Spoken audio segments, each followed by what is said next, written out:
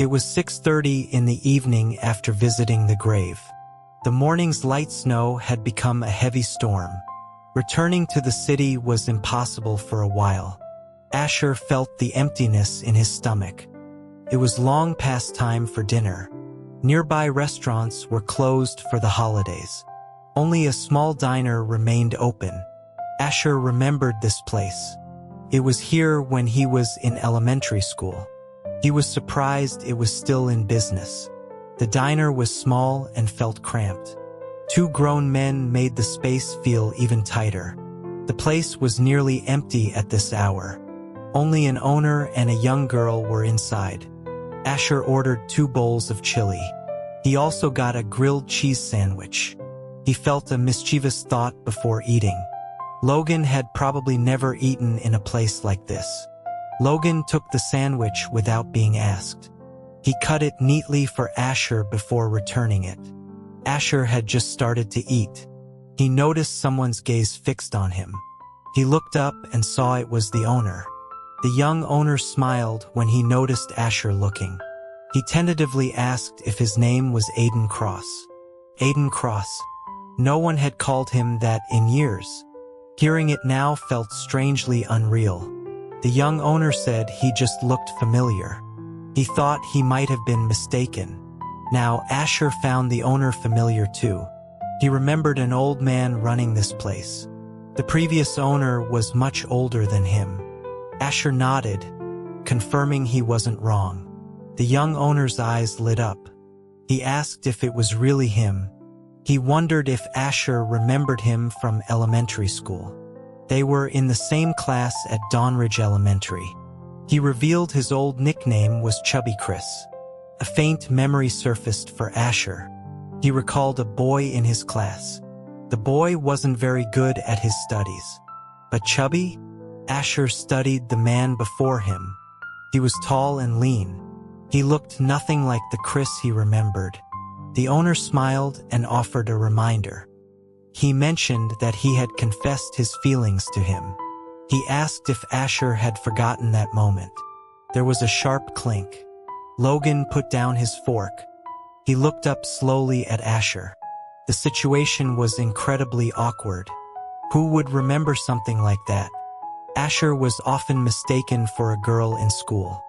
It happened because of his delicate features. Boys confessing to him was a common mix-up. This continued until his growth spurt in 6th grade. The owner was a talkative person. Once he started, he couldn't seem to stop. He expressed surprise at seeing Asher again. He remembered Asher moved after elementary school. He even missed the graduation ceremony. Everyone assumed he had moved abroad. Asher paused for a moment. He clarified that he did not move abroad. The owner laughed it off. He said staying was good too. He mentioned the many violin competitions in the country. Asher suddenly interrupted him. His voice rose sharply. He stated that his sandwich was cold. He asked if he could get a new one. The owner's chatter stopped abruptly. He saw the cold food and quickly apologized. He hurried to make a new one for him. Asher recalled the old owner was also a chatterbox. Chris was likely his son, inheriting the business, and the annoying habit of talking too much. He silently poked at his chili. He realized Logan had been quiet for a long time. Asher looked up at him. He asked casually why he was so silent. Logan spoke in a slow, deliberate manner. He said it wouldn't be appropriate. Asher was confused. Logan explained with a cool tone. He said he feared interrupting his reunion with an old flame. His words were laced with sarcasm. What old flame? Was he talking about the owner? Asher was speechless. He asked Logan what he was even seeing. Logan replied that he had heard everything. He pointed out that the man had confessed to him. Asher argued that he never accepted it. He felt a strange sense of being wronged. Logan made a thoughtful sound. He then questioned if Asher had wanted to accept. His tone was full of a subtle accusation. Felt like he was saying, "You have me, Who else do you want? Asher tried to defend himself. He reminded Logan how many years ago that was. He was still in elementary school then. Logan's response was dry. He accused him of starting early with romance. Fine. Whatever Logan said was right. Since Logan wanted to bring up the past, Asher decided he would not be polite either. He asked why Logan always focused on him. Asher gave a small, humorless laugh. He brought up their time in college. He asked if Logan hadn't been flirty with the it girl from the business school. Thinking about it made Asher's chest tighten. He knew Logan didn't go abroad for a girlfriend, but he couldn't believe Logan felt nothing for her.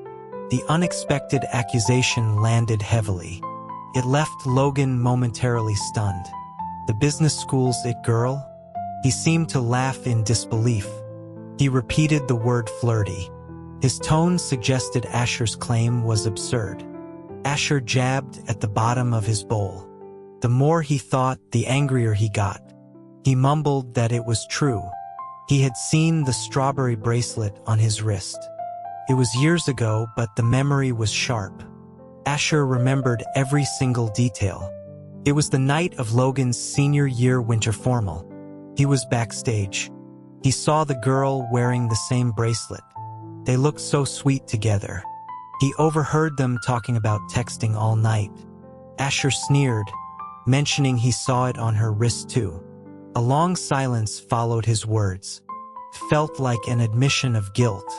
A sour feeling bloomed in Asher's chest. It made him feel tight and wrinkled inside. He shouldn't have asked. Asher felt a pang of regret. Some things are better left unknown. Then, after a dozen seconds, he heard Logan laugh. It was the kind of laugh he couldn't control. It made Asher feel like he had told a ridiculous joke. He felt like he was being mocked. When Logan laughed, his eyes curved like crescents. The faint dimples by his mouth appeared. Asher demanded to know what was so funny. Logan tried to stifle his laughter. He lazily propped his chin on his hand. He was surprised that Asher remembered so clearly. What a strange detail to recall. What did it matter if he remembered? Asher paused. Damn it, he really did remember it clearly. He even remembered how many strawberries were on it. He was momentarily speechless. Asher became defensive. He told Logan not to overthink it. He claimed his memory was just very good. Logan played innocent. He said he wasn't thinking much. He asked what Asher thought he was thinking. No. Asher didn't know and didn't want to guess. Asher was hungry now. He needed to focus on his food. Thankfully, the owner brought the second sandwich. Asher started mixing it with fierce energy, as if he were mixing Logan's ashes. He thought the topic was closed. But a few minutes later, Logan spoke again. He murmured that he never knew. He drew out his words slowly. Vain and arrogant. He accused Asher of having designs on him so early. Asher heard him. He was shocked by Logan's incredible nerve. He nearly choked on his sandwich. He coughed violently. He drank a full glass of water to recover. His face was flushed from coughing. He feared Logan would say something else. Something like, "Did I hit a nerve? You seem guilty." Then he would divorce Logan right now. Luckily, Logan did not say that. He just patted Asher's back. His expression held a hint of remorse. Perhaps he felt his joke went too far. He explained gently. He commented on how easily teased Asher was. Asher's lips were wet with water. They looked plump and full. It created the illusion of an invitation. He mumbled, asking why Logan wasn't so thick-skinned. Logan offered an insincere apology. He then suggested an alternative. What if he was the one with early designs on Asher? The words hung in the air. Both of them paused for a moment. It seemed strange. When Logan was a senior, Asher was a freshman. He was only 15 years old. Asher felt suffocated. He asked if Logan was some kind of pervert. Logan started laughing again, as if some private joke had been triggered. Asher had recovered by now. He couldn't be bothered to argue with him. This older man's sense of humor was always strange. Perhaps it was the generation gap. Asher really could not get what was so funny. Logan finally explained. The strawberry bracelet was for a class performance. Everyone got one. Asher's gaze fell to the table. He felt a strange lightness in his heart. He didn't want to admit it, but the matter had bothered him. Asher replied with a dismissive "oh." He feigned indifference about its relevance to him. Logan insisted it was relevant. He spoke with a serious tone. If he didn't explain, someone would get jealous. Asher told him he was overthinking it. He gave a fake, unconvincing smile. He claimed that nobody cared. Logan slowly agreed. He said of course Asher didn't care. He joked about Asher's heart being cold as a knife used for work. Asher told him to get lost. He wished Logan would forget that embarrassing meme. After a moment, Logan's voice was soft. He spoke as if to himself, or maybe casually for Asher to hear. He said he wasn't like some people, not with such a rich romantic history. He lowered his voice, a smile in his tone. He feigned grievance. He said he only had Asher. Asher squeezed his fork. He replied with another "oh." So what should he do about that? Should he praise him for being so loyal? Since returning from their trip, things had improved. Their relationship felt slightly less fragile. That night, Logan lived up to his word. He kept Asher awake all night, and he was behaving strangely in bed. He forced Asher to repeat his words from the diner, the sarcastic praise about him being great. But he had to replace Logan with other names. So when Asher woke up, he was utterly shocked. He knew Logan could be deceptively wild, almost two different people in and out of bed. But he never expected this level of intensity. Was this what older, inexperienced men were like? He couldn't handle it. Logan hadn't left immediately this morning. Asher was surprised to find him there. Maybe the dog felt guilty for being too rough. Asher tried to find an excuse for him. Couldn't be that Logan was suddenly in love. Although falling for him wasn't impossible. Asher thought silently to himself, I am so handsome, with such an interesting soul. Even I would fall in love with myself. The little peacock was lost in his own beauty, but seeing himself in the mirror was a shock. From his neck to his waist, there were marks. His fair skin was covered in bites and bruises. They extended to unmentionable places. He felt unsteady walking downstairs. Logan had already made breakfast. Their building had its own housekeepers, but Logan enjoyed cooking simple meals himself. He disliked strangers in his private space, so they had very few servants. Asher thought his cooking was decent, definitely better than his own. They shared a relatively peaceful breakfast. Then it was time to go to work. Logan suddenly spoke in a calm voice. He called Asher by his name. Asher looked at him, a bit confused. Logan said slowly, "Help me with my tie." "What?"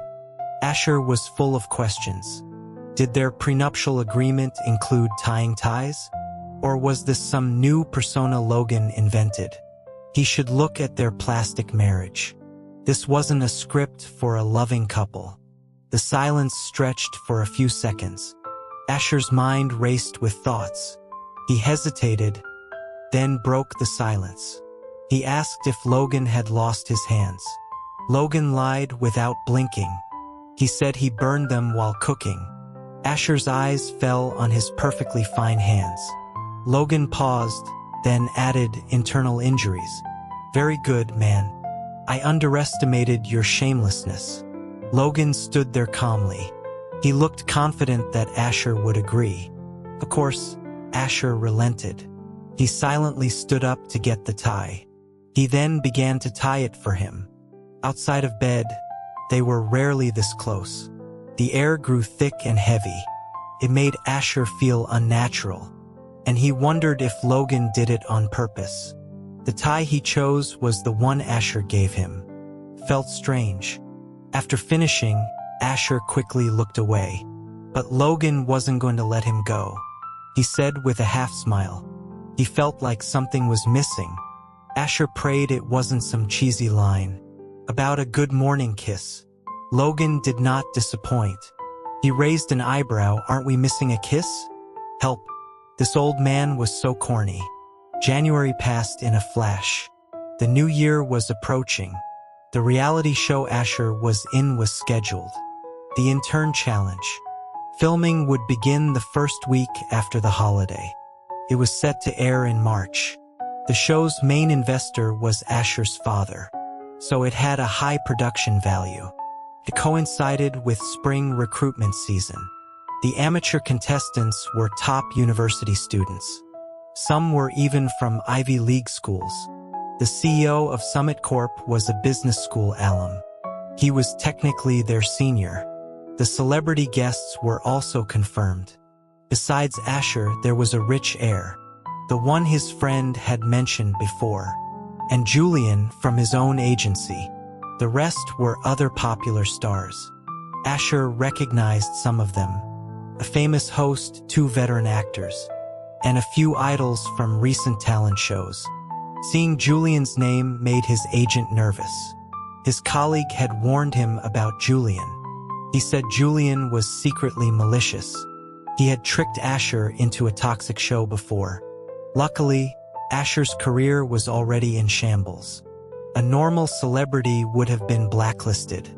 That show ended up being canceled halfway. The live broadcast was too controversial. After Asher went viral, media outlets took notice. The authorities paid attention to the program. Soon after, it was suspended for rectification. When it would return was anyone's guess. On the day of filming, Asher arrived just in time. Julian and the others were already there. They were mingling with the senior actors. Seeing Asher, a flash of annoyance crossed Julian's face. He didn't know what was with this nobody. He had tried to ruin him last time. Yet here he was, completely unscathed. It wasn't just this one time. Julian recalled Asher's other viral moments. They all felt a bit surreal. Asher was probably the only celebrity who fought fans online. He navigated the industry carelessly. He never tried to curry favor with anyone. He had also offended most of the top stars. Fans hated him and seniors didn't help him. There were no rumors of him having a sponsor. Did he survive through sheer luck? Julian was still his senior at the company. He forced a smile. Asher. Asher walked past him without a glance. Julian's face froze. He knew Asher had a bad reputation, but he didn't expect him to be this rude. To ignore him in front of so many people. Damn it, couldn't he fake some civility? Asher. Julian raised his voice through gritted teeth. Are you unhappy with me? You won't even say hello? His words created a tense atmosphere. Many people turned to watch the drama unfold. Asher slowly turned around. His gaze traveled from Julian's head to his feet. The slow scan was dismissive and contemptuous. It practically screamed, "Who the hell are you?" Julian was furious at his expression. But Asher's next words were even more infuriating. "Why I won't greet you, don't you know?" He offered no courtesy. The confrontation was direct and clear. Julian was stunned. He asked what Asher meant by that. He feigned ignorance of any offense. Asher replied calmly, "So you think pushing the adventure on me wasn't an offense?" The adventure was the toxic show's name. Since it was publicly condemned, it became infamous. Everyone in the industry knew about it. Asher's viral moment from it was quite famous. Hearing this, the crowd had a moment of realization. No wonder they were fighting. So Julian wasn't a good person either. He acted respectfully to seniors, but he did such despicable things behind their backs. The actors who were chatting with Julian earlier, they suddenly felt a chill down their spines. This industry feared such backstabbers. Their positive impression of Julian plummeted. Julian's face turned red, then pale. He claimed it was the company's arrangement. He asked why Asher was slandering him. He was just a minor artist. How could he influence the company's decisions? Well said. Asher's tone was flat. It almost made me forget the company president is your uncle. His words left Julian speechless. When it came to arguing, Asher had never met his match in this industry. Finally, the director intervened to stop the fight. The producer came to mediate. It was a way to let them both save face. Asher said he didn't need a way out. His goal was to embarrass Julian, but his manager was about to kneel and beg. So Asher reluctantly went to the break room. After mediating, the producer was worried. He spoke to the director. The guests are fighting already. Should we replace one? Asher wasn't a big star anyway. The show only invited him for his recent buzz. He was not famous, but he was a hot topic. Replacing him wouldn't be difficult. But Julian was someone they couldn't offend. He had connections. His sponsor, a famous director, wanted him to get screen time. The director just laughed. Why worry? I was concerned about the show's ratings. This is a gift. A feud between guests before the show even starts? Perfect. The producer thought it made sense. But he still felt uneasy. It was just a gut feeling. There were no rumors about Asher's sponsor. But he had survived in this industry for years. Despite all the chaos, he never truly failed. In the afternoon, all the guests had arrived. This included the student interns. The show originally planned for teams of 2, but a sponsor probably added someone last minute. The numbers were now uneven, so some groups had to be teams of 3. Asher was one of the unlucky ones. Everyone knew screen time was crucial on these shows. More people meant less screen time for each. A 3-person team was at a disadvantage. The ones in these groups were less famous. Asher was grouped with a gentle male student. His name was Leo. Hearing the name, Asher asked a question. Which Leo? The student had seen the morning's argument. He knew from online that Asher was difficult. He felt Asher was cold and standoffish, like an untouchable, distant flower. So he was flattered by the question. He answered honestly, Leo, as in the zodiac sign. Asher paused. It's a nice name. That was all he said. Besides Leo, there was a minor actress in his group. She saw her boring group assignment and complained. Weren't we supposed to be in pairs? Why the change? Her voice was artificially sweet. Asher had no impression of her. He didn't even look at her. The actress was looking for an ally, but Asher and Leo seemed indifferent. This annoyed her even more. Julian is a newcomer too. Why is he in a pair? Her complaint was loud. A nearby staff member rolled their eyes. Leo silently thought her EQ was too low. What if she offended the crew? Seeing no response, the actress pressed on. Asher, what do you think? Asher looked up, uninterested. If you want to change groups, talk to the director. Not me. The actress was publicly embarrassed. Her face flushed. That's not what I meant. She felt a growing dislike for Asher. What kind of man had no chivalry? The camera recorded their entire interaction. It would be used as ING material later, the day before the official filming at Summit Corp. The HR director had submitted a plan. It landed on Logan's desk. It was 5 in the afternoon. He had just finished a meeting. His assistant, Sean, was summarizing it for him. Logan sat down. Sean displayed the plan on the desktop computer. The top file was the proposal from HR. Seeing the title, The Intern Challenge, Logan raised an eyebrow. It sounded familiar. He thought Asher might have mentioned it. Sean saw his reaction and reported immediately.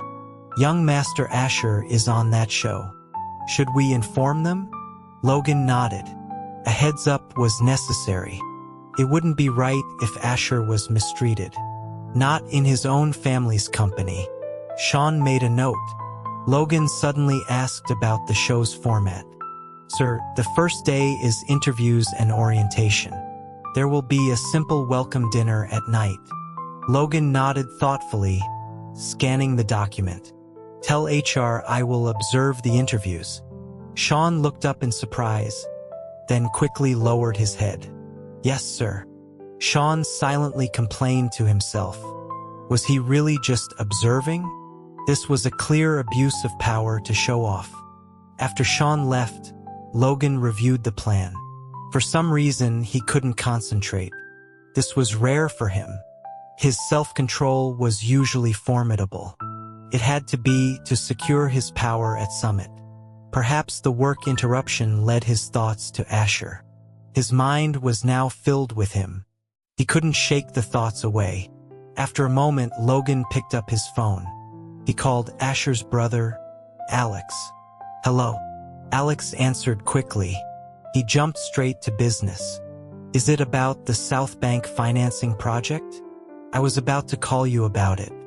Huaxin is willing to swap shares with our 70% stake. He rattled on about business details. He finally concluded with a question. What is Summit's position on this? After Alex finished, Logan paused.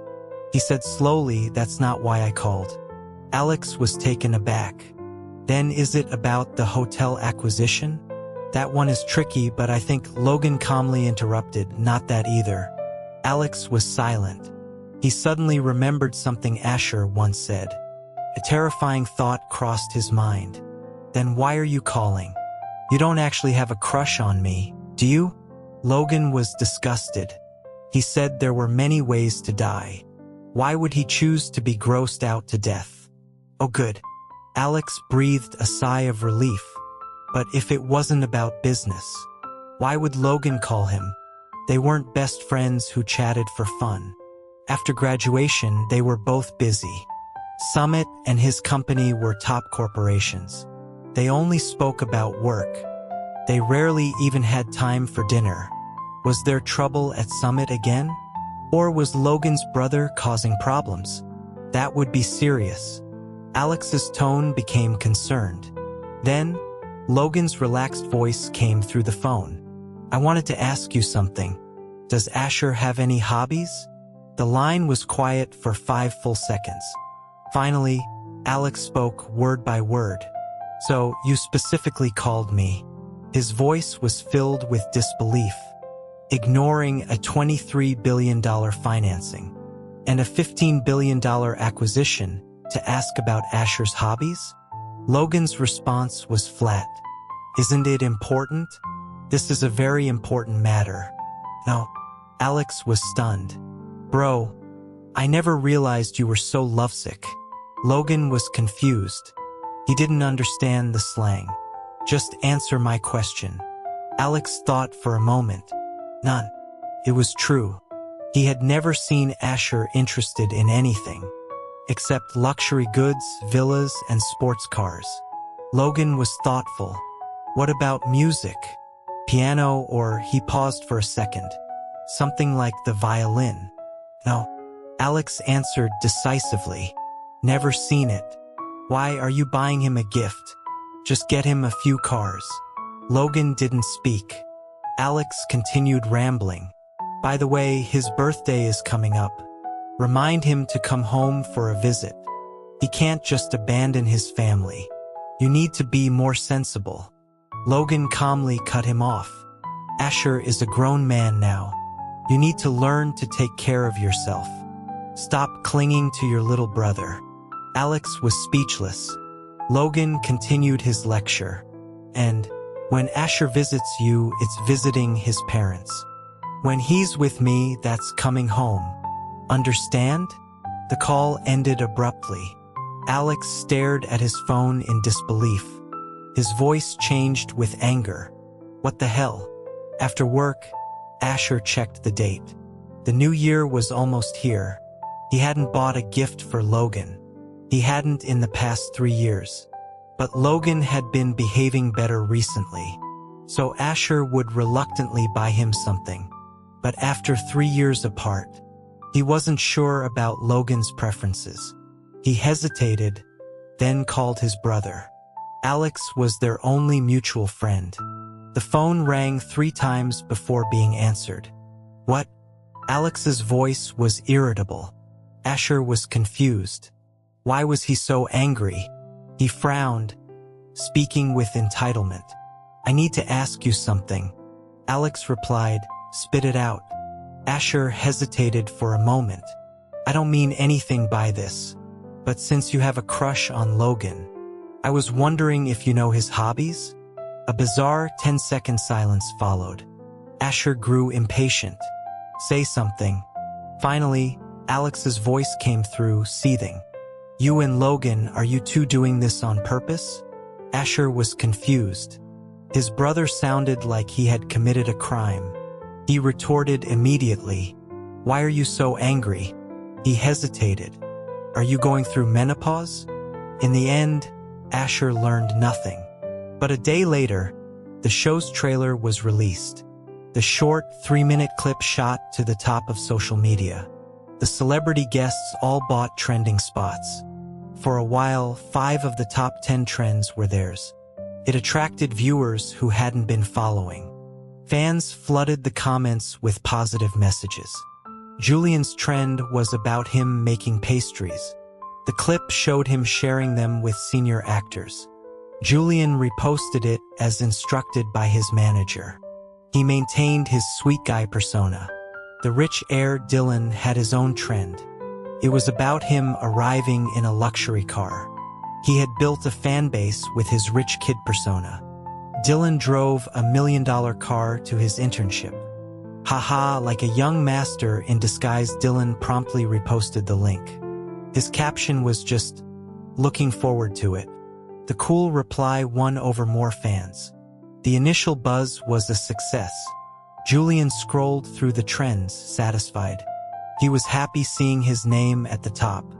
He was the company's favorite artist now. His sponsored trend was in a high position. The other actors weren't focused on online traffic. The remaining people were amateurs or nobodies. They were no competition for him. But his pride was short-lived.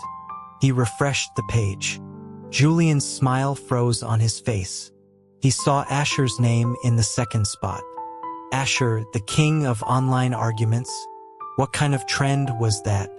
It wasn't just a regular trend. It was number 2 on the main list. You couldn't buy that position. It had to rise there organically. Julian clicked on the trailer with a sour face.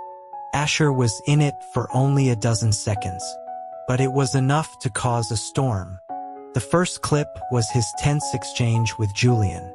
The ING made Julian look like a victim, a poor soul bullied by a senior. Asher looked like a vicious, relentless villain. The second clip was his dialogue with the actress. She had no lines, but his cold remark was included. If you want to change groups, talk to the director. He looked completely unfriendly. The whole clip portrayed him as a troublemaker. Haters were already mocking him in the comments. Asher received a text from his manager. Remember to repost and don't look at the trends. And don't start any fights. A minute later, another text arrived. If you must fight, don't use your main account.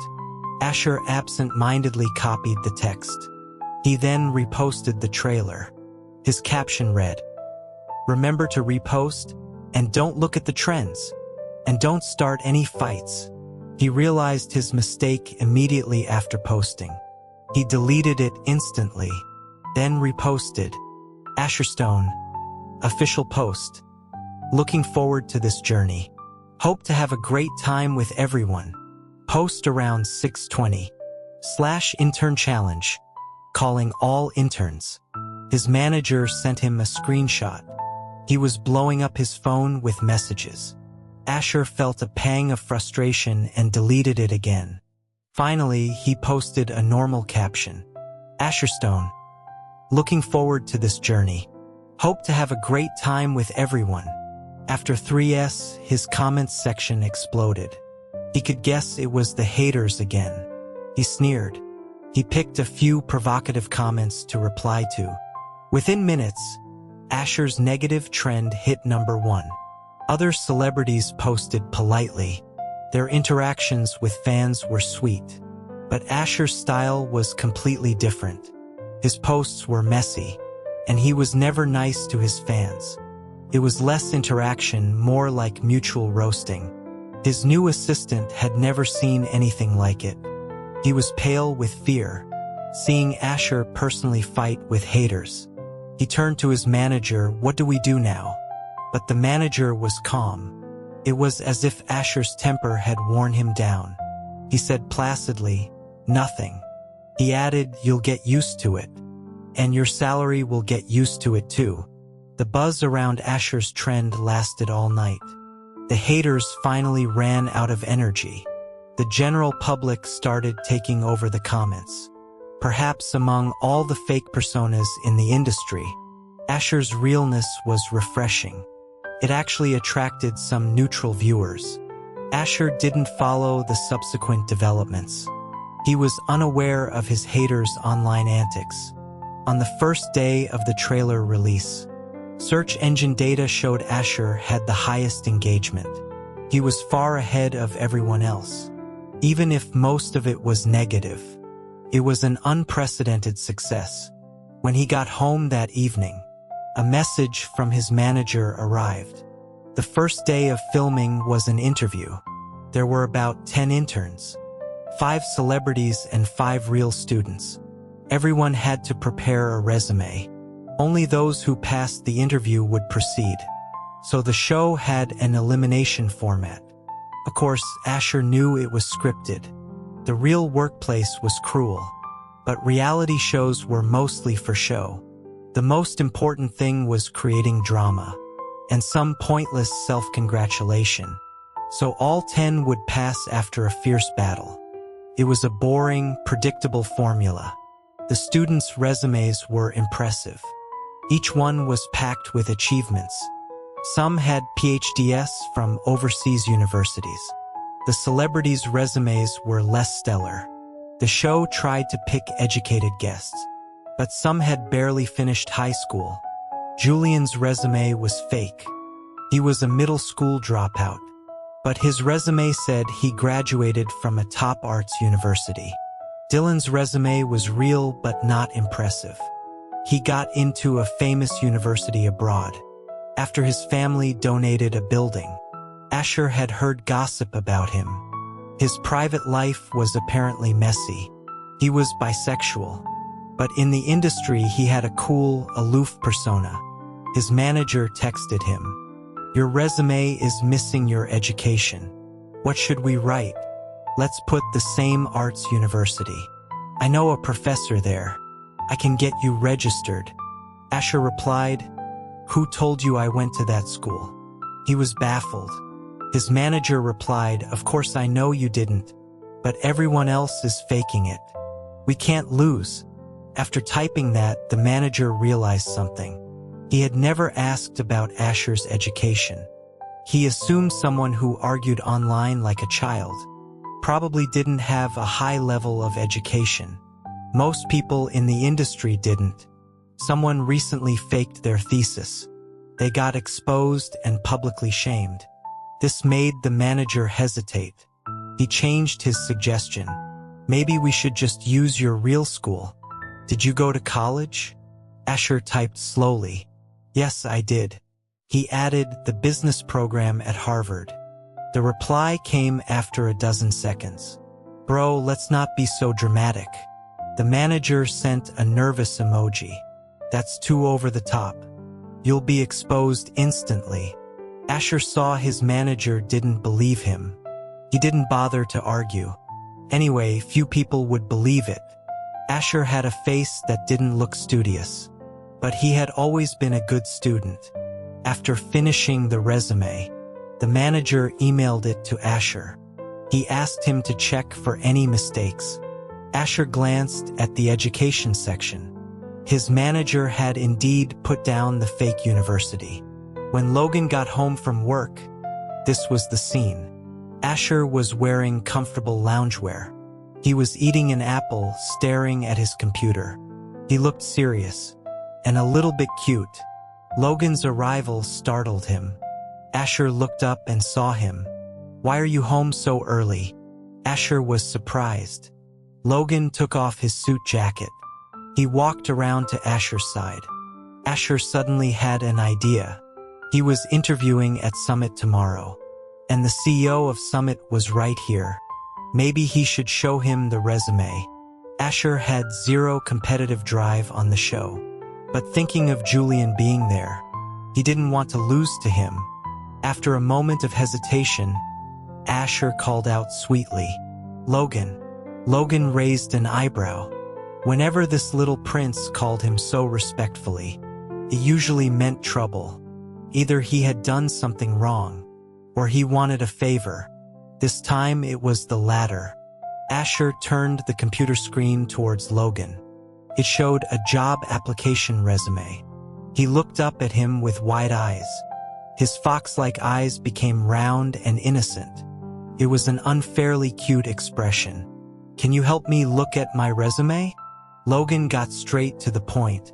For tomorrow's interview, Asher wasn't surprised that his husband knew. That control freak probably knew everything. He likely even knew how many grains of rice he ate. He knew Logan had people tracking his schedule. Asher nodded. Logan sat down beside him. The man's proximity was overwhelming. Powerful, invasive presence. His breath was close. Asher felt a subtle awkwardness. He still wasn't used to being this close to Logan. Not outside of the bedroom. His body felt stiff and rigid. Logan suddenly spoke. "Just look at the resume?"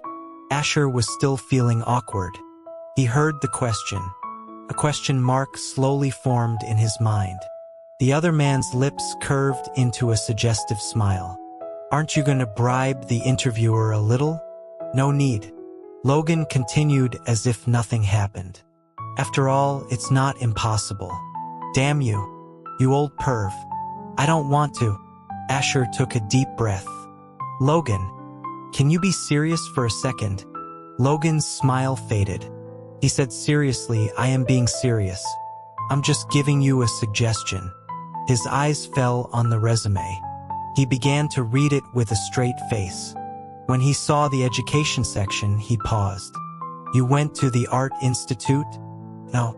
Asher said casually, "My manager made that up." He was about to say he went to Harvard, but for some reason the words got stuck. He suddenly didn't want to say it, or rather, not in front of Logan. Luckily, Logan didn't press the issue. He continued reading. The resume was brief. It summarized Asher's college years. He was discovered by a scout in his sophomore year. He started acting while studying. Seeing this, Logan paused. The atmosphere became tense. "You started acting in your sophomore year?" Asher didn't sense anything wrong. "Yes." Logan's expression was strange. "So you just graduated last year?" Asher nodded again. "Yes." But they had been married for 3 years, which means when they got married, Asher had just started his sophomore year. He had only graduated from high school 2 years prior. A heavy silence fell in the living room. Asher asked blankly, "Why did you stop talking?" After a long pause, Logan spoke in a strange tone. "It's nothing." He just suddenly felt that he had been a bit of a monster in the past. Asher's resume was mediocre. His manager couldn't find a good template. And a celebrity's work experience is limited. Asher had been a nobody for 3 years. He had no notable achievements. Time ticked by. Asher looked at Logan, then at his own resume. He suddenly felt a little uncomfortable. He never felt ashamed of being unknown. He didn't care about fame. Asher simply didn't want to waste his good looks.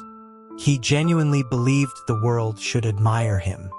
There was another reason people wouldn't believe. He actually quite liked the stage. Asher still remembered his first time on stage. The stage was so big, much bigger than his school's auditorium.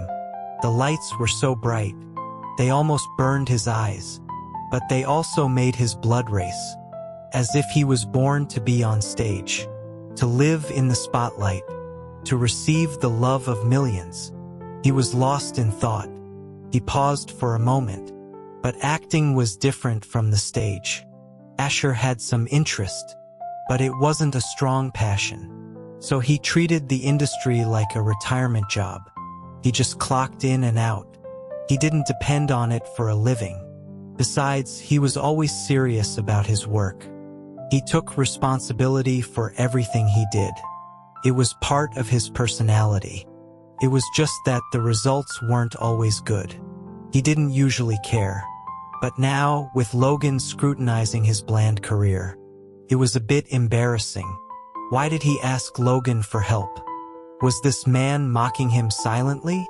Come to think of it, Logan's life story was incredibly impressive. He was top of his class in high school. He went to a top university, then got his master's and PhD from a world-class institution. He also built his own overseas business. That business became the foundation of Summit Entertainment. Asher had seen him on a finance news site. A Summit app had over 1 billion downloads overseas. The world population was only 7 billion. That meant 1 in 7 people had their product. Okay, fine. He would accept being mocked. But surprisingly, Logan didn't mock him. He was waiting for a sarcastic comment. Instead, Logan spoke patiently. A resume's goal is to get you a job. You need to know your advantages over others. An HR manager spends about 10 seconds on each resume. But yours has too much scattered information. His voice was pleasant. When he was serious and not mocking, he sounded like a gentle university professor. Asher listened, his face feeling warm. So, how do I change it? Logan thought for a moment. Combine your personal info and skills, and list your awards. He pointed at the screen. And here, rephrase this. Half an hour later, plain resume was transformed. It became a polished, perfect template. Asher had never understood professional jargon like this. Logan was a natural orator. His eloquence was almost unbelievable. He suddenly remembered. Logan was excellent at debating. He was on the university's debate team. He won Best Speaker at an international competition. If there was a couples argument championship, he would surely be number 1. Thinking about it, there was nothing Logan couldn't do. He even knew how to knit. He was like a max-level character in a game. A person like that was born to shine, to stand on a pedestal. It was hard for anyone not to notice him. What's wrong? Logan saw Asher spacing out and asked. His voice was soft. It created an illusion of gentleness. Asher snapped back to reality. He shook his head. Then, as if remembering something, he asked dryly, Logan, how do you know how to write a resume? He had assumed that someone like Logan, born into a CEO dynasty, just had to wait to inherit the company. Logan said lazily, I had to find a job before, so I learned. Asher was confused. Find a job? Yes. Logan looked at him, his eyes twinkling. I looked for work abroad during college. That period was probably the hardest of his life. No one could imagine. The second son of the prestigious Liu family, forced to go abroad by his own brother. At his lowest point, he might not have had food. The family's internal struggles were intense then. Logan was young and not powerful enough. His brother was a constant threat. If he hadn't gone abroad, he might not have survived. Asher had only heard rumors about it, about his brother cutting him off financially. No company in the country would hire him. Thinking about it, Logan must have had a tough time abroad. Asher subconsciously picked at the sofa. He was quiet. His low mood was obvious. It was written all over his face. Logan saw it. His tone became playful. "What are you thinking about? Are you feeling sorry for me?" He was just teasing. Seeing Asher's worried face made him want to joke. But unexpectedly, Asher nodded obediently. It was completely unexpected.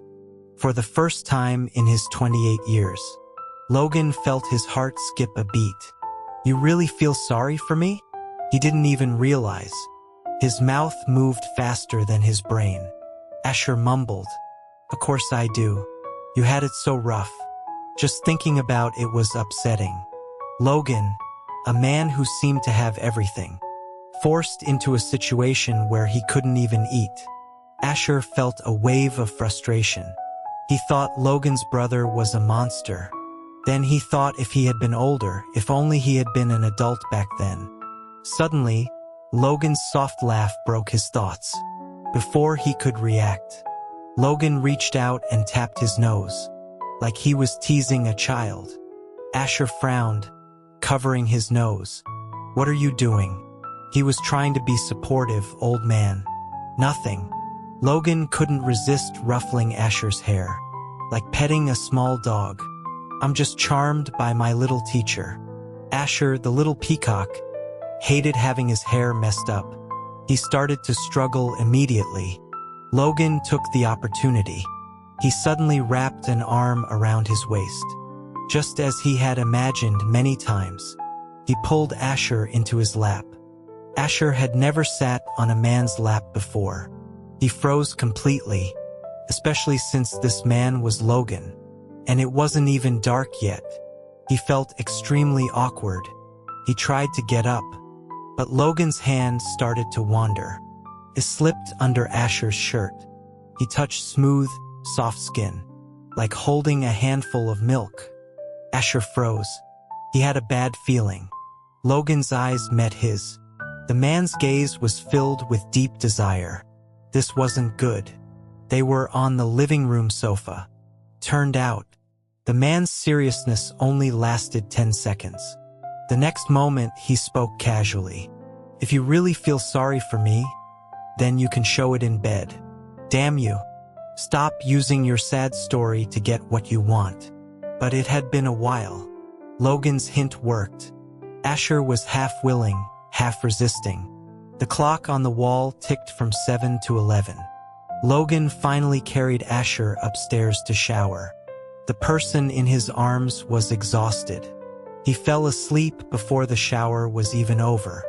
Logan patiently changed him into his pajamas. He tucked him into bed, then went downstairs to clean up the mess. The laptop was still on the coffee table. Logan threw the scattered clothes into the laundry. He wiped down the sofa. The rest would be cleaned by the housekeeper. Later that night, Logan revised the resume again. It was 2 in the morning when he was satisfied. Logan wasn't sleepy at all. His gaze was unfocused. For some reason, he remembered something from 3 years ago. His marriage to Asher. It wasn't his idea initially. It was Alex who suggested it. Logan remembered his career had just started taking off abroad, but he was still no match for his brother back home. When Alex came to welcome him back, he mentioned it casually. "If you're really struggling, maybe consider a marriage alliance." Many powerful companies did it. His own parents were a classic example. Alex and he were working on a big project. They both had the same idea. Logan, with his charming eyes, was sharp. "Suggesting marriage during our partnership makes me suspicious. But sorry, I'm not interested in you. You deserve to be alone forever with that mouth of yours. Don't be disgusting. I'm being serious. You need to accept your fate. Your only hope for a wife is an arranged marriage." Otherwise, you'll be a bachelor for life, understand? Alex pushed him lightly. You're not interested in women, right? What do you think of our family? Then his expression turned serious. I'm talking about my brother. Alex looked at him. Asher, you remember him, right? Your circumstances are a bit beneath him. But I'm not a snob. I just think he's a good match for you. Logan's impression of Asher at that time was still from his freshman year of high school. Seeing him again was a shock. He had grown up. The boyishness was gone. He was even more captivating. He later thought Asher was indeed a good match, and he needed the support of Asher's family. That's why he proposed the marriage alliance. Logan was just trying his luck back then. After all, a pampered young master like Asher. Why would he tie himself down with marriage? But unexpectedly, Asher actually agreed. Thinking back now, Logan felt a strange sense of gratitude.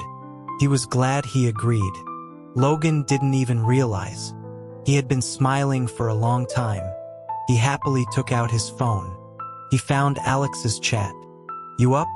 It was 2:30 in the morning. Alex was also awake. But seeing Logan's message at this hour, he started to feel a psychological trauma. He felt sick just seeing the message. If you have something to say it quickly. Logan typed slowly. Nothing much. Just suddenly. I really want to thank you.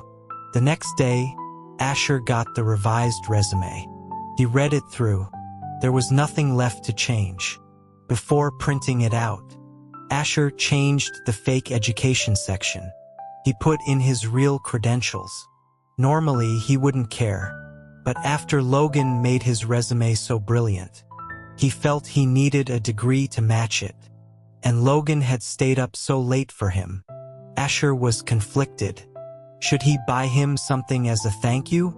He didn't want to seem ungrateful.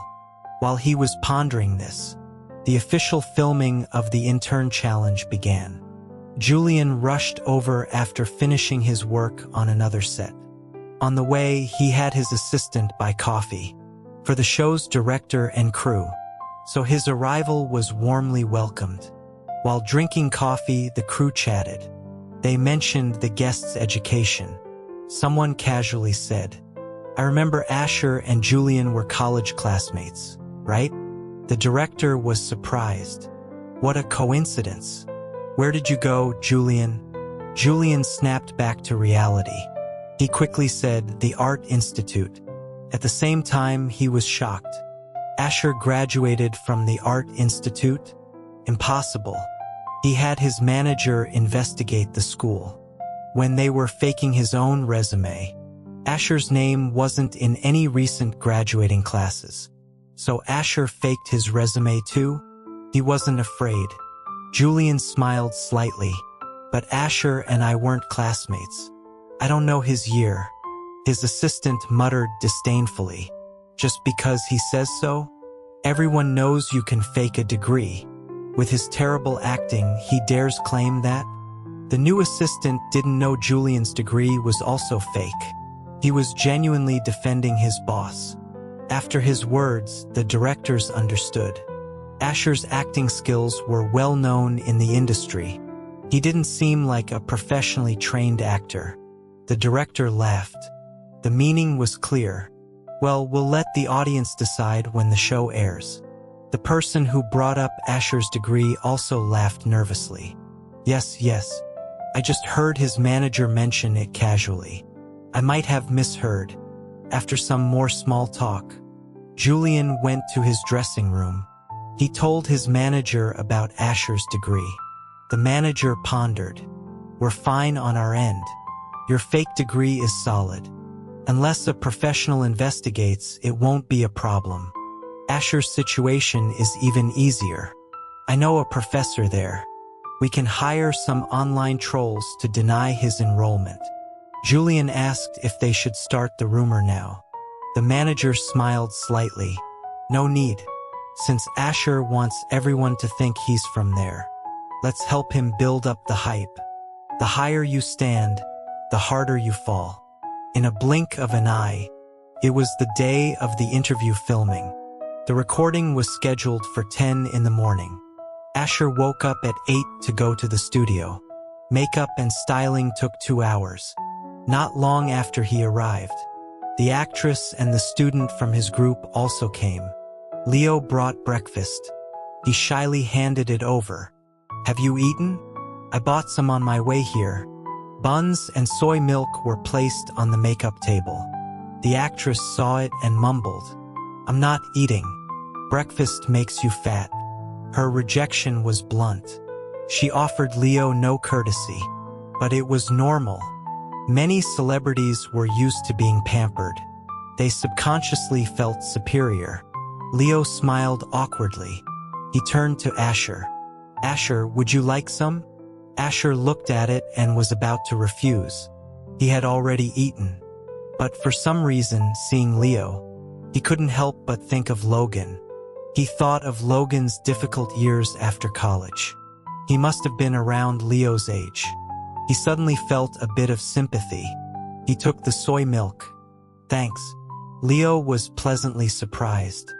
Even Asher's manager looked at him strangely. Was this prince feeling okay today? In such a good mood? Helping a poor college student? According to his usual personality, he probably wouldn't even say thank you. He might not even reach out his hand. He might even say something snobbish. "I'm allergic to breakfast under $1,000. His manager knew how picky Asher was. The camera faithfully recorded this interaction. It would be used for ING later. Asher's small act of kindness had an effect. During the rest of the filming, Leo barely spoke to the actress. He just followed Asher around. His form of address changed from Mr. Stone to Asher. Around 11, all 13 guests were ready. They took their seats in the conference room. The Summit conference room was very modern. It had 3 floor-to-ceiling windows. You could see the entire city center. The guests had already been impressed by Summit's wealth. But the conference room still sparked discussion. For the show's effect, 5 manned cameras and 4 infrared cameras were set up. The cameras captured the guests' varied expressions. Some were determined. Some were busy reviewing their notes. Subtitles would be added later to create a tense pre-interview atmosphere. The celebrity guests interacted more with the camera. Julian was good at finding the lens. He patted his chest. He sighed, "I'm so nervous. I wonder what they'll ask." The camera also focused on Dylan. He had driven a different luxury car today. "How are you feeling, Dylan?" "It's okay," Dylan said calmly. "I've seen these interviews at my dad's company. I'm not that nervous." The director saw this and nodded with satisfaction. The 2 celebrities had good personas. One was a workplace novice. The other was a calm, rich air. They would add a caption for Dylan's shot. "The gap between people." The out-of-touch young master's appeal was set. Finally, the camera panned around. It didn't focus on Asher at all. The treatment of a C-list celebrity. It was painfully obvious. He only appeared for a few seconds, and it was always a fleeting shot. He was in a corner focused on his resume. At 11:30, the interviews began. The first 6 guests went up. 3 celebrities, 3 students. While they were being interviewed, the rest watched from below. Leo's palms were sweaty with nervousness. He looked around. Julian was interacting with the camera. Dylan was secretly scrolling on his phone. The other student interns were memorizing their resumes. Then he looked at Asher. He was sitting casually in his chair. His gaze was fixed on the interviewers.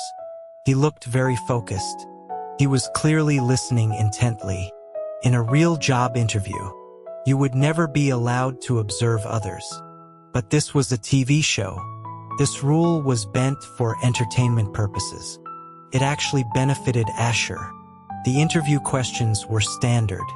The show probably feared the celebrities couldn't answer. Some questions were ridiculously easy. For some reason, seeing Asher's relaxed posture, Leo suddenly felt less nervous.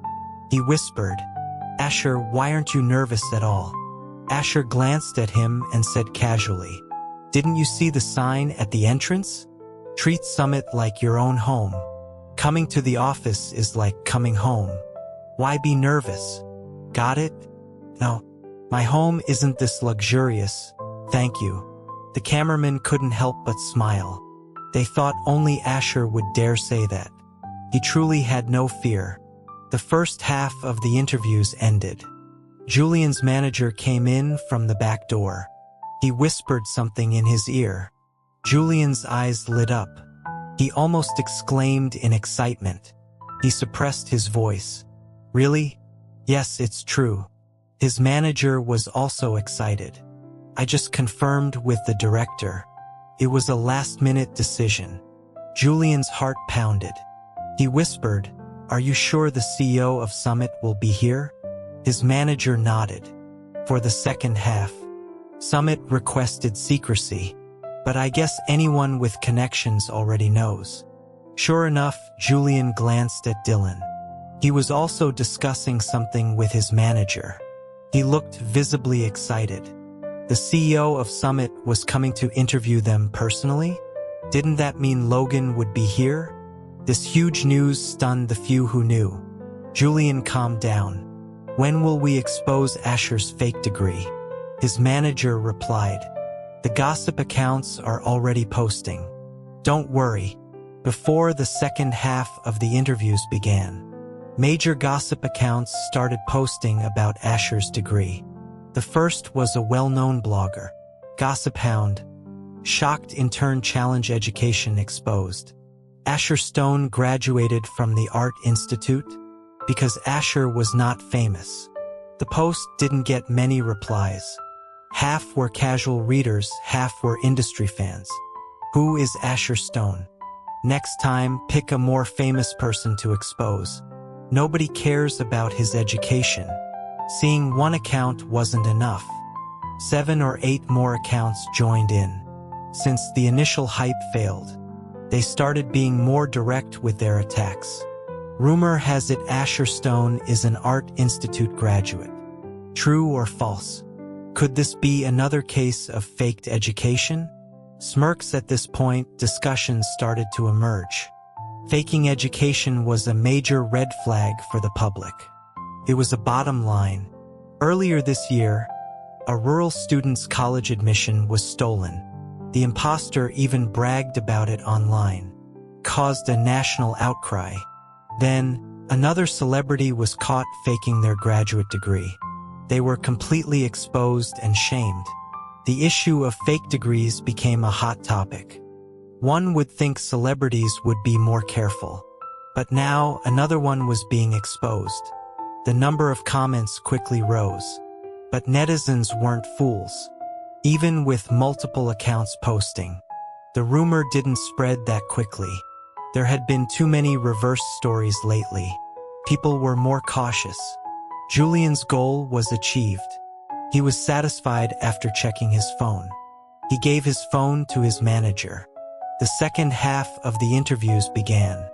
Julian was supposed to be first, but after learning Logan would be there, his manager asked the show to change his order. He had connections, so the director agreed. He was moved to fourth to last. The first person to go was now Dylan. As expected after 2 interviews, no one new had entered the room. Julian watched the door eagerly. He kept looking towards the entrance until the interviewer called his name. Julian. They called twice. Julian didn't notice. The interviewer's face soured. He raised his voice. "Is Julian here?" Julian finally snapped back to reality. He quickly stood up. But the interviewer's first impression was already poor. Unlike the student interviews, the celebrity interviews were mostly scripted. The artists knew the questions in advance. They just had to memorize the answers. Julian wasn't terrible. He answered what he was asked. His performance was average. Halfway through his interview, the conference room door opened. The filming was supposed to be in a closed set. No one was allowed to enter or leave, to avoid affecting the sound recording. So the sound immediately drew everyone's attention. Asher also returned from his daze. He looked towards the door as if sensing something. The next second, the door was opened by an assistant. A handsome young man walked into view. Then the man's gaze briefly met Asher's. He then looked away, as if he didn't know him at all. Asher finally understood what Logan meant this morning when he said, "See you later." He never expected, for a small show recording, Logan would personally come to the site. And looking at the interviewers, they weren't surprised at all. That meant they knew he was coming. So he was the only one in the dark? Asher showed a look of disbelief. Wait, he suddenly remembered. When he arrived this morning, the interviewers' behavior was strange. They seemed to want to please him but didn't dare. Asher thought it was because of his looks. So they all knew his relationship with Logan? So they weren't impressed by his handsomeness. He thought he had hidden his CEO's wife identity well. Wow. Leo's gasp brought Asher back to his senses. That guy is so handsome. Is he a guest too? Asher gave him a look, like he was looking at an idiot. Logan's arrival caused a small commotion. Although no one showed it, those in the know knew who the man in the room was, especially when the interviewers' expressions turned serious. They looked like they were about to stand up, but the man just casually gestured. The interviewers stayed seated. This confirmed everyone's suspicions. The newcomer was none other than the current boss of Summit, Logan. Logan entered casually. He stood casually. He picked a spot where he could see Asher. He sat down in a relaxed posture. Although he was casual, everyone in the room tensed up, especially Julian. When the interviewer asked the next question, his mind went blank. He forgot everything he had memorized. Leo finally realized this man's presence was too powerful. He didn't seem like a guest. The atmosphere feels so heavy now. Asher, are you nervous? Asher was not nervous. Asher kinda wanted to hit someone, so they were pretending not to know each other. Fine. This was Asher's specialty. Their fake marriage made them experts at this. It was like second nature. Leo was the type to talk more when nervous. After Logan arrived, the atmosphere became even more tense. Leo's relaxed mood vanished. He became a chatterbox. Asher, have you memorized everything? Asher, I need to use the restroom. Asher, where are you eating tonight? By the way, Asher, I haven't asked you what university you graduated from. The more he talked, the closer he got to Asher. The room was quiet, so they had to whisper. On camera, they looked like good friends, encouraging each other during the interview, harmonious and friendly. But in Logan's eyes, it was a different story. Seeing the two young men getting closer, seemingly with endless topics to discuss, his gaze gradually darkened. He then beckoned to his assistant. Just as Asher was about to be annoyed to death by Leo, an assistant from one of the interviewers walked over. He was very respectful. "Excuse me." Leo was stunned. The assistant said, "Could you please keep your voice down?" To avoid disturbing the interview, Leo felt wronged. "My voice is very low." And he saw Dylan and others whispering too. Why didn't he remind them? But under the assistant's polite but firm smile, Leo silently gave in. For some reason, even though no one was looking at him, he felt a hostile gaze on him. It made him feel very uncomfortable. Okay, he would just review his notes then. But just as he decided that, the assistant whispered again, "Sir, for your convenience, we have arranged a new seat for you." Leo was confused. He wanted to say he was fine here, And his turn wasn't for another 3 people. Why arrange a new seat for him now? Was it part of the show? Leo looked at the cameraman. The cameraman was also confused. Not just him. The directing team was also lost. What was happening? This wasn't in the script. But under the assistance, we think you're not comfortable expression. Leo was moved to a quiet corner.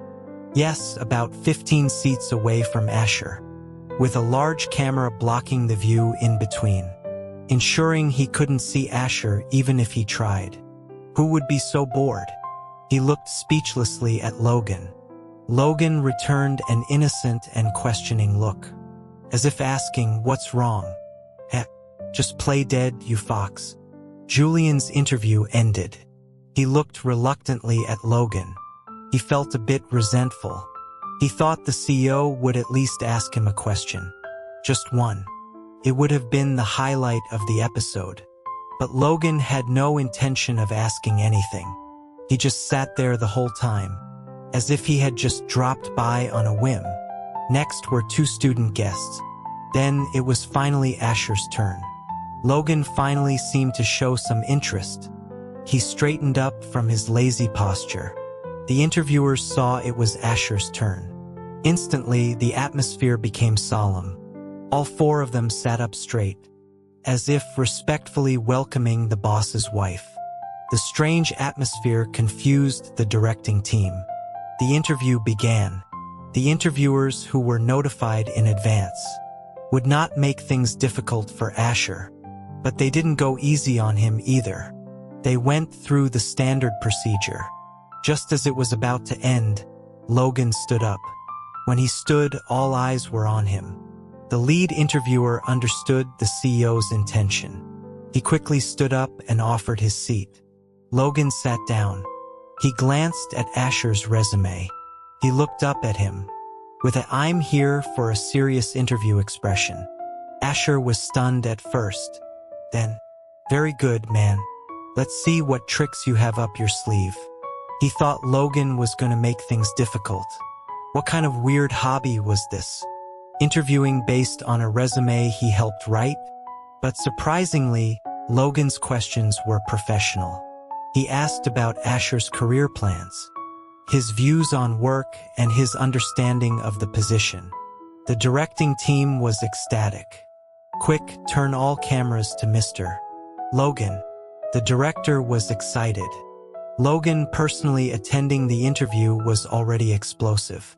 They didn't expect him to participate. It was an unexpected turn of events. At the same time, the crew envied Asher's luck. The director said firmly, "We won't cut any of this footage. Keep it all." Just as he said that, the interview reached its final stage. Logan put down the resume.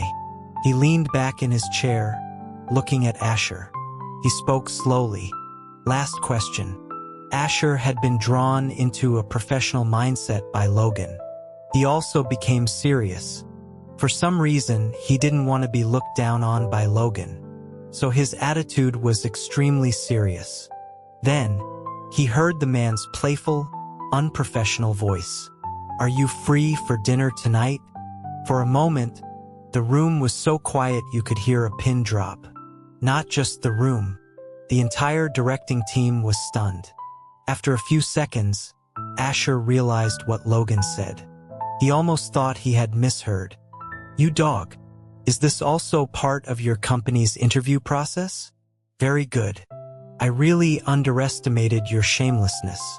While everyone was looking at each other, afraid to even breathe, and questioning their reality, Asher hesitated for a moment, then said sorry. He seemed to have recovered. His next words were firm and confident. "I'm married." An unexpected answer. He rejected Logan. This shocked everyone even more. Logan paused, then said slowly, "It's okay. I don't mind. You bastard." He gritted his teeth and smiled slightly. "I mind." If Logan's dinner invitation was shocking, Asher's blunt rejection was mind-blowing. For a moment, everyone was speechless. They didn't know whether to be shocked that Logan asked, or that Asher refused. So, a miraculous silence fell over the room, until the director's assistant broke the silence. He said weakly, "Director, what you said about not cutting anything still stands? How the hell could they broadcast this? Did they want to be blacklisted by Summit's CEO?" Until Asher's interview ended. The tense atmosphere in the room did not dissipate. He returned to his seat. Leo was dumbfounded. As soon as he sat down, Leo spoke. "Did you just reject Logan? So you knew he was Logan." Asher thought this naive boy didn't know who Logan was. Leo murmured to himself, "You actually rejected Logan." Asher got annoyed by his muttering. "Is it that strange?" "Of course it's strange." Leo was shocked. "That's Logan." "So what?" Asher said, bewildered. "I'm still Asher.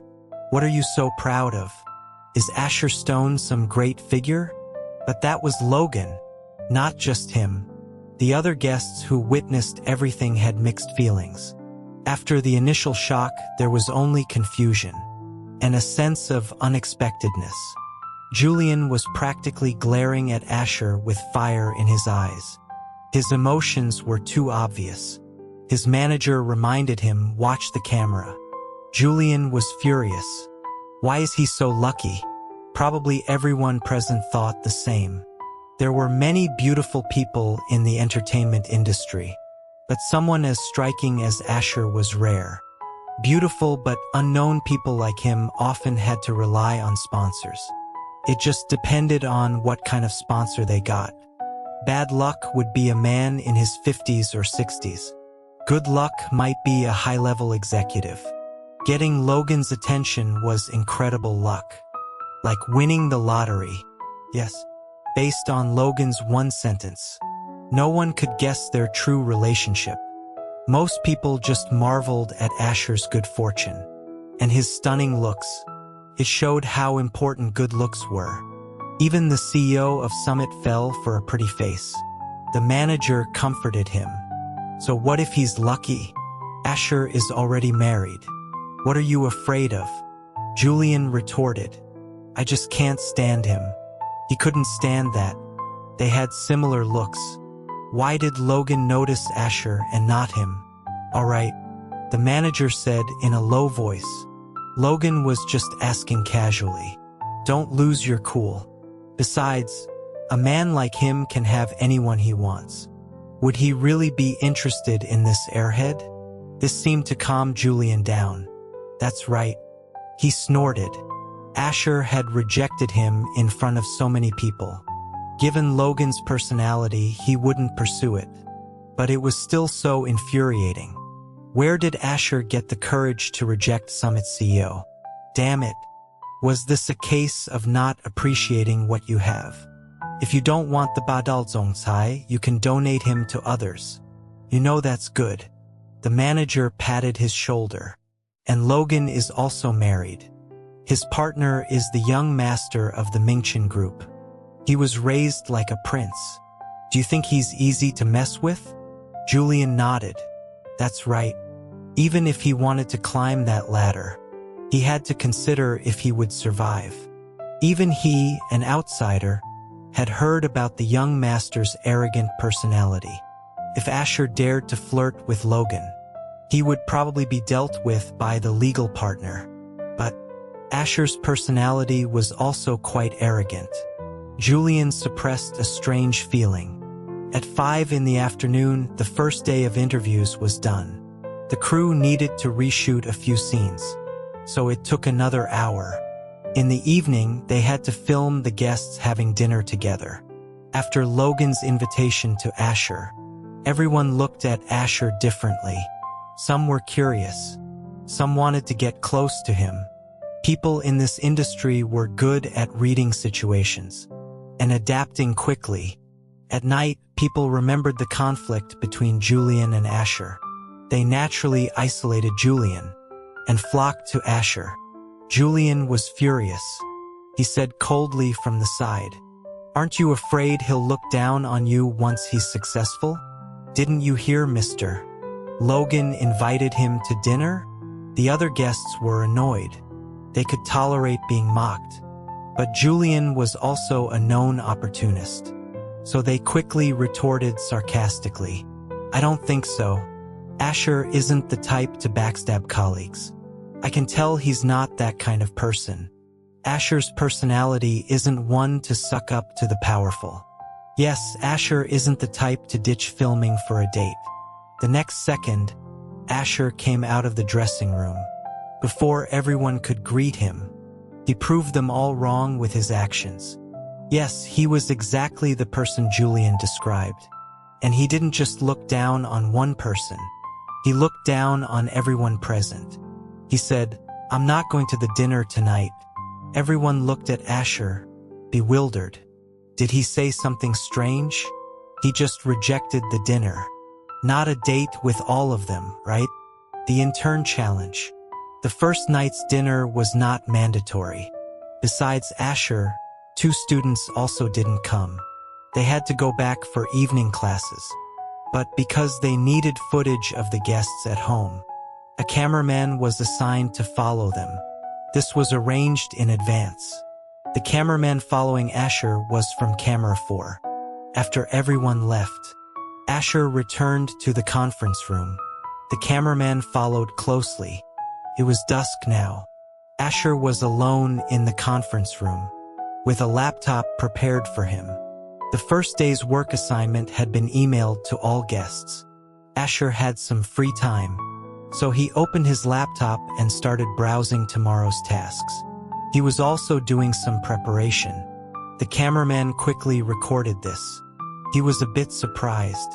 He thought Asher skipped dinner because of Logan. After all, everyone saw what happened in the afternoon. It wasn't that he looked down on him. It was normal for small actors to be sponsored. The shocking part was that Logan did it so openly. Was this the privilege of being Summit's CEO? The cameraman naturally assumed Asher's rejection was just playing hard to get. When he saw him skip the dinner, he knew he had other plans. But he didn't expect Asher to stay and study. In the quiet conference room, the young teacher was seriously preparing for work. What a diligent and hardworking scene. The cameraman felt guilty. I must have misunderstood him. He's actually a hardworking kid. Just as he thought that, the conference room door opened. The cameraman instinctively turned his head. He saw a man standing at the door. It was Logan again. Give me back my gandom. The cameraman recognized the person. His hand trembled, and he almost dropped the camera. Logan clearly didn't expect a third person in the room. He raised an eyebrow. He then leaned against the doorframe lazily. Asher glanced at him, then at the cameraman. So, should I film this or not? The big guy was trembling. After a moment, Logan chuckled, breaking the silence. Why didn't you tell me there was a third person? Before Asher could answer, he said thoughtfully, I see. This makes it more exciting. Don't talk like they were doing something illicit in the conference room. Wake up, man. Stop with the secret affair play. You're scaring the cameraman. Asher explained speechlessly. Get your mind out of the gutter. This is a follow cam. Logan acknowledged. He didn't seem to mind the camera. He said with a half smile, I understand you cherish every date with me. Asher was confused. Logan laughed. But you didn't have to hire someone to film it. Asher couldn't be bothered with this peacock of a man. He turned to the cameraman and asked, How long is the crew required to film? The cameraman's mind was blank. It didn't matter what the crew required. Even if he filmed it, it might not be aired. Just until you go to sleep. Before Asher could reply, Logan chimed in. Filming after you go to sleep is also an option. The cameraman was terrified. I dare not. I really dare not. Even if I did, would you dare to air it? Asher's face grew warm. He cursed the old pervert in his heart. But he ignored Logan's joke and said calmly, then do whatever you want. During the afternoon interview, although Asher rejected Logan's dinner invitation publicly, neither of them took it seriously. Asher didn't like going to group dinners, so it was an unspoken agreement that he would eat with Logan. Thinking of this, Asher paused. Since when did he assume he would have dinner with Logan? A few months ago, he was complaining about Logan being a workaholic. He was too busy to even have a meal with him, let alone call him. But now they were spending more and more time together. He would even cancel work to have dinner with him. It was as if they were becoming more like a normal married couple. Although they were legally married, it just felt strange. Logan's behavior was quite unusual. Asher's heart beat a little faster. Logan had booked a private restaurant. He chose a French restaurant according to Asher's taste. It was located in a standalone mansion behind a shopping mall. The cameraman was in his 30s. It was the first time he knew such a quiet place existed in the city center. He followed them into the restaurant. The small bridges, the flowing water, the elegant decor. This was a place he couldn't afford even with a year's salary. So annoying. Was this the world of the rich? Because it was Logan. The staff didn't say anything about the cameraman. Otherwise, such a private restaurant would not allow filming. The cameraman was unaware of his special treatment. He was still marveling to himself. No wonder the paparazzi couldn't catch celebrities dating. How could they, in a place like this? Asher was quite interested in this new French restaurant. He had mentioned it once at home. He didn't expect Logan to remember. The table was beautifully set, but Asher couldn't stand the 2 candles. A candlelight dinner. It was so cliché. He knew it must be Logan's idea. Where did he learn these cheesy flirting techniques? But, despite his complaints, Asher hesitated. He still took out his phone to secretly take a few pictures. He wanted to do it openly, but he remembered Logan's teasing from earlier. I understand you cherish every date with me, but you didn't have to hire someone to film it. If Asher took pictures now, wouldn't it confirm he was satisfied with the date? Damn it. He would be so smug. He might even say something like, "Do you like it that much you have to take pictures?" He could even imagine his suppressed smile and his playful tone. It was exactly something that shameless man would say. And he had to admit from his angle, Logan was incredibly handsome. He was wearing a black trench coat today. The waiter took it to be pressed. Now he was wearing a black turtleneck sweater. It made his skin look pale and handsome. The candlelight flickered, casting shadows on his nose. His eyelashes cast a shadow. He looked like a 1,000-year-old fox spirit. How did he not grow up ugly? And he got more handsome with age. Asher remembered his impulsive agreement to the marriage. Wasn't it because of this deceptive face? He hesitated for a moment. Then, when Logan wasn't looking, he took a picture. Without anyone knowing. The next second, the flash went off between them. Logan seemed to be blinded by the light. He paused for a moment. His eyes narrowed as he looked over. The air was dead silent. Honestly, death would be better. If he had to rank his most embarrassing moments, this one would be in the top 3. For a moment, Asher couldn't tell which was brighter. The white light of an atomic bomb, or the flash of his phone's camera. Just let an atomic bomb explode over his head. Let it all be destroyed. This life would be over soon anyway. Asher was so embarrassed he wanted to jump from the 24th floor. But he had to remain calm.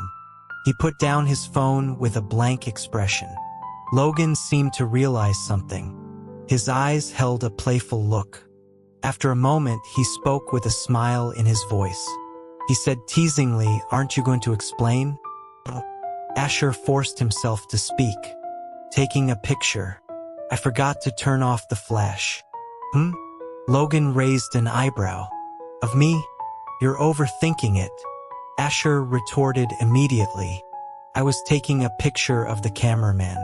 The cameraman, who was quietly filming, was shocked. It wasn't me. Don't blame me. Is that so? Logan said slowly. Give me your phone, let me see. Why should I? Looking at someone's phone is an invasion of privacy, you know. Is that so? Logan said coolly. Taking someone's picture without permission is also an invasion of privacy. I have the right to check if you've invaded he paused, his tone light. This innocent man's privacy. Don't make it sound like he committed a terrible crime. He turned his head. He saw the cameraman's conflicted expression. Asher suddenly remembered. In the cameraman's eyes, he was probably a C-list actor who had caught Logan's eye and was about to be sponsored by him. Logan probably noticed the cameraman's expression too. For some reason, he let it go. He didn't insist on checking his phone, as if he had a new idea. This gave Asher a bad feeling. Would this man let him off so easily? Indeed, his intuition was right. The next second, Logan put down his cutlery. He propped his chin on his left hand, his posture lazy. His eyes were full of mischief. Like a seductive fox, he spoke in a suggestive, drawn-out tone. But, little teacher, sneaking out on a date with me. Won't your husband get angry if he finds out? Asher knew Logan had a mischievous side. But hearing him say this, he was still a bit shocked. Was this some new persona he had come up with? Turning their marriage into a four-person drama. He was used to Logan's sometimes unfiltered teasing. He could just pretend he didn't hear it. But before he could respond, he glanced at the cameraman. He saw his shocked expression. Wait, he opened his mouth. He completely forgot about the camera. He hadn't even said anything. But the cameraman seemed to have gotten some signal. He blurted out. He was even stuttering. Don't worry, I won't air this part. No, why are you so guilty? He and Logan were a legal couple. Don't speak with such a guilty tone. It makes it sound like they were having an affair. Asher felt a headache coming on. He tried to explain. No, you misunderstood. Logan and I know. The cameraman nodded. Don't worry, Mr. Stone. I've been in this industry for many years. I know what to air and what not to. He nodded solemnly and said carefully, I'll keep it a secret, with a look that said, I completely understand. Asher was speechless. What secret? What did you understand? He rubbed his forehead. He was about to retort, but he heard Logan's muffled laughter. Asher was stunned. He saw that Logan was now covering his mouth. He was laughing uncontrollably. His eyes were curved into crescents. His shoulders were shaking slightly. The words Asher wanted to say got stuck in his throat. His gaze fell on Logan's face. He was momentarily dazed. He silently thought, this old man is so childish. After dinner, the famous Sky Garden fireworks show began. After the earlier incident, the cameraman's gaze on them was completely different. He held the camera on his shoulder, unsure whether to film or not. Asher was full and satisfied. He picked a few pictures he took today and posted them on social media for work. While selecting, he lingered on the picture of Logan. He hesitated for a moment. It was rare to have dinner with Logan like this. Maybe he should post something to commemorate it. A few minutes later, Asher finished his post. He clicked send. This time, the caption was simple. Just 2 words. Asher Stone. Dinner. For pictures. 2 of the food. 1 of the fireworks. And 1 of Logan. But he had cropped it. You couldn't see Logan's face. Only his body from the shoulders down. But you could still tell he was in great shape. With broad shoulders. And his intertwined hands had well-defined knuckles. On his left ring finger was a simple platinum wedding band. the same one Asher had. As soon as he posted, comments started pouring in. Asher scrolled through the comments. He hadn't been causing trouble lately, so the haters' comments were also boring. He had no desire to fight with them. Just then, a comment caught his eye. "You can still eat?" Gossip accounts are saying your degree from the Art Institute is fake. Aren't you going to explain? This random question stunned Asher. He didn't know how he got involved with that university. The only time he remembered was when his manager made it up. Asher replied slowly, "What's there to explain?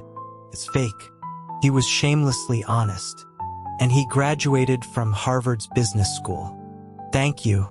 Asher had been looking at his phone for too long. Logan asked, "Are you posting on your story?" Asher heard him and muttered, "I'm posting on Twitter, okay?" This old man probably only knew about Instagram stories. He probably didn't even know what Twitter was. Thinking of this, he spoke slowly and questioningly. "Logan, you do know what Twitter is, right?" He wasn't that old. Summit also had an official corporate account, managed by a dedicated team. As for himself, he had registered a Twitter account in college. But he didn't like surfing the internet much. He had forgotten about it soon after. Now, seeing Asher so engaged on Twitter, for some reason, Logan became interested. He seemed to be interested in everything about Asher. Asher saw him take out his phone. His expression was slightly surprised. No way, Logan actually has a Twitter account? He had never heard of it. Logan seemed to have read his mind. He replied, "I registered one in college, but I don't use it much." He really has one? That's rare. He thought this old fossil only watched the news and communicated with netizens via carrier pigeon. Asher leaned over. His gaze fell on Logan's phone screen. Luckily, Logan still remembered his password. He logged into his college account. The profile was completely empty. The name was system-generated. The profile picture was a landscape photo. It looked like a bot account. There were hardly any posts. The first was an automatic system message. The second was a retweet of a debate competition news from 5 or 6 years ago. But Asher never expected. The first thing Logan did after logging in was search for his account. Wasn't this like being caught by your parents on your secret account? Asher snapped back to his senses. He covered Logan's phone. Logan was stunned, then raised an eyebrow. Asher said with difficulty, "There's nothing interesting on my Twitter. It's all sponsored posts." He paused, then added quietly, "Logan, you'd better not look."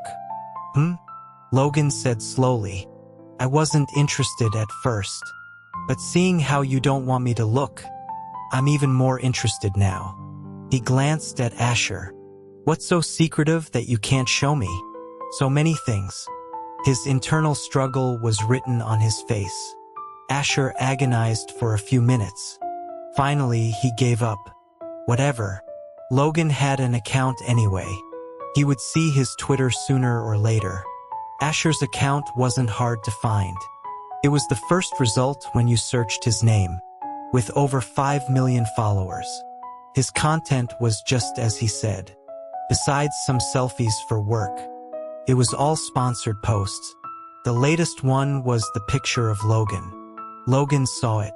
He gave him a half smile. Asher's cheeks grew warm. He said stubbornly, "I accidentally got you in the picture. Don't overthink it." Logan said coolly, "I'm not overthinking. I just think your accident turned out pretty well." He couldn't be bothered with this man. Luckily, Logan wasn't familiar with Twitter. He only knew how to read the comments, not the replies to the comments. So he didn't see Asher's sharp-tongued arguments. He breathed a sigh of relief. Why did it feel like a parent checking his homework? Although Logan didn't know how to use Twitter well, he wasn't afraid to ask. He pointed to a comment calling him wife so hot, and asked, "Why is he calling you wife?" Asher looked. Logan was good at finding things. This was the only fan who relentlessly called him wife. Asher had a few of these gender-bending fans. Some called him sister, some baby, and some wife. He usually ignored them. But now, being caught by Logan, Asher felt a bit guilty. It's not like I'm calling someone else husband. Why am I guilty? But in front of his real husband, Asher still explained, "Don't mind it. They're just messing around." He thought his explanation was a bit weak. It's a kind of fan culture. They like to treat men as women. You wouldn't understand. Logan listened thoughtfully. He looked like he really didn't understand. The new internet slang probably shocked this old-fashioned man. Logan said lazily, "Then what does so hot mean?" He was quite eager to learn. Asher gave him a one-on-one lesson. "Probably means very good-looking?" Logan nodded. Then, he pointed to the fan's latest comment and asked humbly, "What about let me plow you?" This fan would be blocked by him sooner or later. He could feel his ears turning red. But Logan asked so seriously, as if they were discussing financial reform. Asher took a deep breath, opened his mouth, then closed it, as if preparing himself mentally. Then he started making things up without a burden. Plow is a kind of plant. Let me plow you probably means like giving flowers at a concert. It means praising the celebrity for being great. A stream of nonsense. Asher said it so seriously. But Logan's expression was clearly teasing. He didn't know how much he believed. He thought the old man's curiosity would stop there. But then, under Asher's watch, Logan retweeted his 9-picture post and typed seriously, "User 7025112. Wife so hot. Let me plow you." He even used a shy emoji. He clicked retweet. Logan turned to look at the stunned Asher and said slowly, "Is this how you retweet? Help. Was this man doing this on purpose?" It was 9 in the evening when they returned to the apartment. The cameraman's filming for the day was over. Although he filmed all night, probably none of it could be aired. So the show provided small cameras for the guests to put in their rooms for more footage. After entering the house, Asher hesitated for a second, then spoke. "Logan, are you using the study tonight?" Hearing the familiar, respectful address, Logan knew Asher wanted something. "No." Asher held up the small camera. "The show needs some footage of us at home. Can I put the camera in your study?" After all, Logan's study had a lot of confidential information. Asher was worried about what could be shown. But Logan agreed quickly. So Asher didn't ask any more questions. He quickly washed up. He changed into casual loungewear. He stood in front of the mirror and thought for a moment. He still tidied his hair a bit. After all, he was going to be on camera. As a C-list celebrity who was meticulous from head to toe, Asher would not allow any unflattering pictures of himself to be shown. The seemingly casual no-makeup look was actually carefully curated. The small camera started recording. Asher didn't have much to do at night, mainly to organize the next morning's work. The information wasn't complicated, just a lot. It just needed to be sorted out. It wasn't too difficult for Asher. After half an hour of organizing, there was a knock on the study door. Asher looked up. Logan came in with a glass of warm milk. "Not done yet?" "Almost." Asher looked at the milk, a bit surprised. So thoughtful? It didn't seem like Logan's style. He looked up from his computer screen. "Why aren't you asleep yet?" Logan gave him a strange, playful look. Asher was confused. Was his question that strange? Why was Logan looking at him like that? He didn't answer his question. Instead, he walked to Asher's side. He volunteered. "Do you need my help?" Asher was confused. "Very good, you're both."